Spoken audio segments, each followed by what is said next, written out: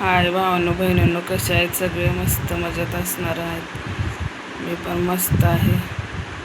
झालं का सगळ्यांचा नाश्ता जेवण वगैरे? कसे आहेत सगळे कमेंटमध्ये सांगा. इकडं खाल्लं की संपलं, पुन्हा नाही खावं वाटत. म्हटलं तर थोडे भांडे राहिले ते दुपारी येतील घासते. कटाळा आल्यात, ऊन पण लई कडक झालं. चला बाय बाय, भेटू नेक्स्ट दुसऱ्या ब्लॉगमध्ये. पूजा ही सगळी झाली बघा. देवा लावलं होतं इजून गेले. हे बघा,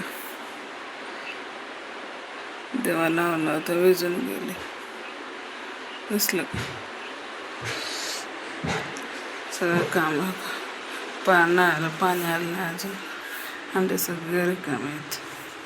कचऱ्याची गाडी बी नाही आली, कचरा बी भरला सगळं. निघावरी आहे, सगळं काम आवडलं.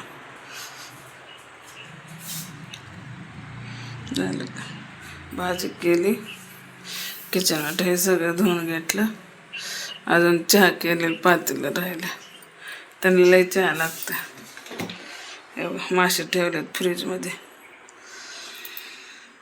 दिसते का तुम्हाला? हे संध्याकाळी करायचं. एकदा खाल्लं की नंतर खावं वाटत नाहीत, किसन बसतात. सगळं दुपारी काही करायची गरज नाही बघा, तेच खायची आहे. दीदी धुवायला लागले बघ कपडे.